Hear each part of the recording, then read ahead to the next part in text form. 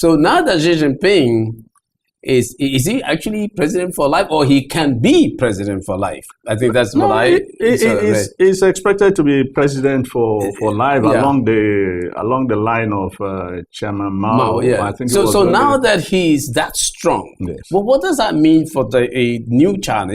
Are we going to see a new China? Because now you're president, and then you're president for life, makes you more powerful. I think we're just going to see a China that is going to grow from strength to strength. So it's good for China what they did? It's good for China, and I think it's good for the world.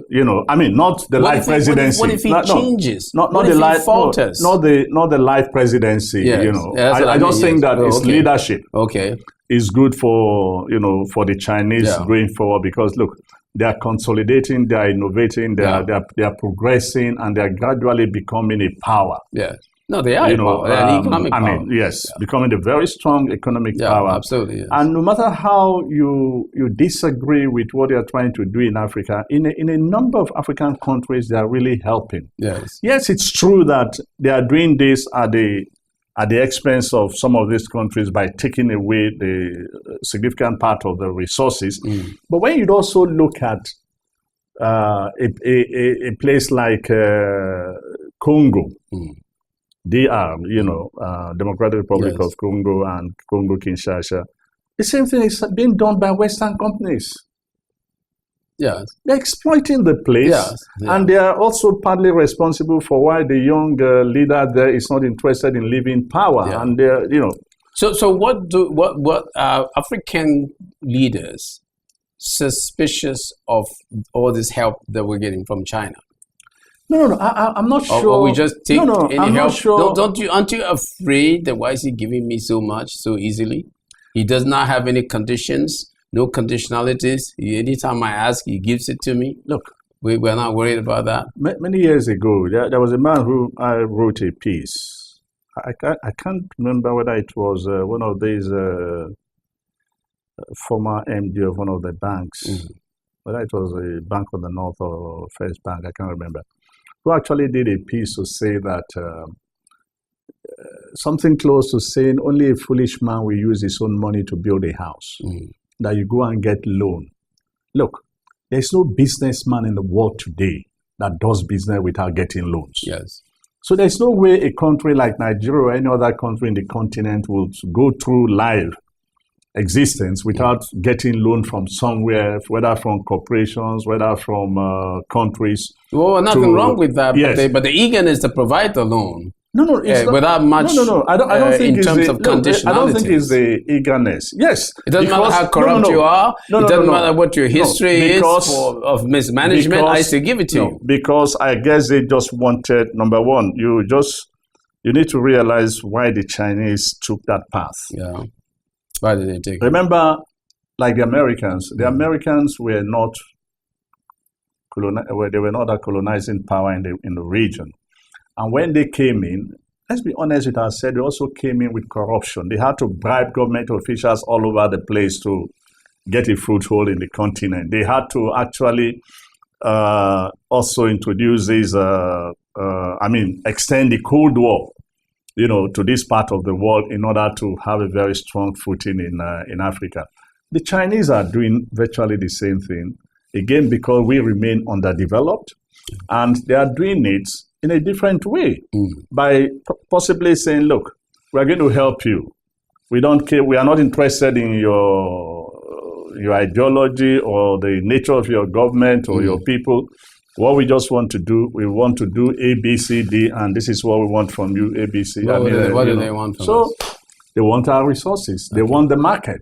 They want the market. They want the resources. They want the market. You've argued this before. Can we put a requirement, since we failed to do so with the Europeans and the Americans when they first came to Nigeria, Congo, Kinshasa, Brazil, all these other countries, can we put a requirement that says you refine 50% of the natural reresources that you get from our land? Otherwise, there's no business between us. No, there's no harm in doing that. But we never say it. Well, it depends on the leadership. I do know that in some countries... No country has said it. What country has said it? No. I guess there was a time, I think, in time... Look, they negotiate these loans. they negotiate these loans. If you are that too poor and you need like a few countries I wouldn't mention, particularly on the West Coast, and you are desperate for these things, and the Chinese want to really come in big way. Yeah.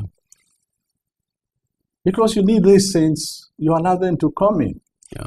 You know, and what do they take away from the, you know, your resources? But as you rightly pointed out, somewhere along the line we must draw a line. I mean, somewhere along we must draw a line, and we must break away from this kind by putting in some conditions. The Africa has a large diaspora population, yes, as you know very well, in the United States, as compared to China. Does that give the United States an edge in trading with Africa or in investments with Africa compared to the Chinese? It should, unfortunately. It should. Yeah. Unfortunately, you know, that hasn't given them an edge, and neither have we benefited immensely from that African population in the United States. Why is that?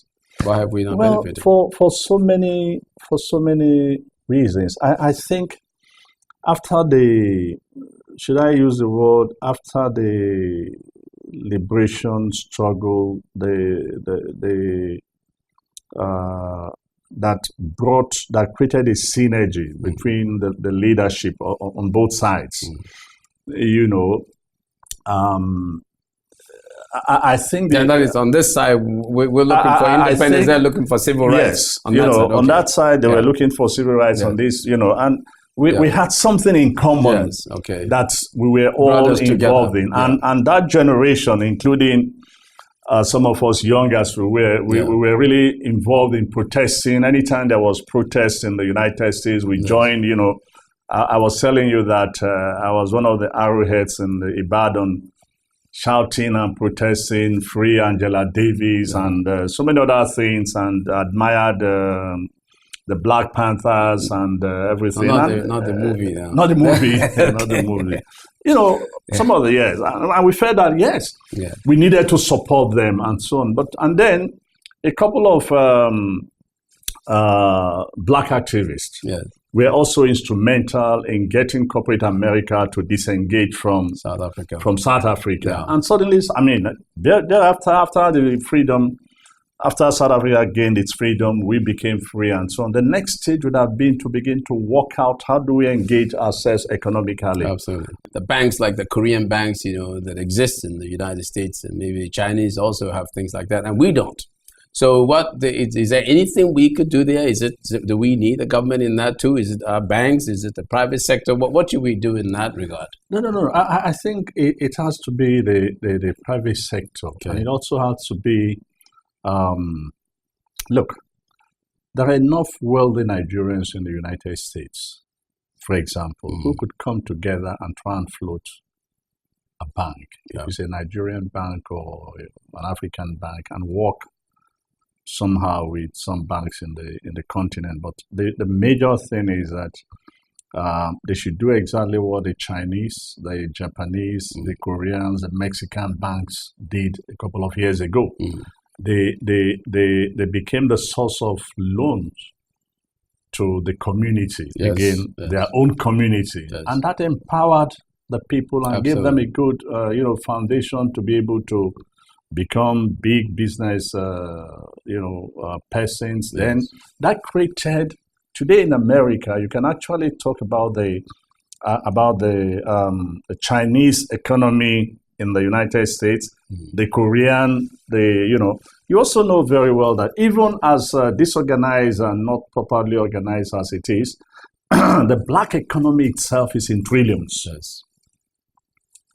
So we should be able to look. I make this point all the time about we Africans, particularly Nigerian, our country, by saying that, look, if it took a country like the United States, or even a country like the United States, say 200 years to be where they are today, it should take us less than 50 years.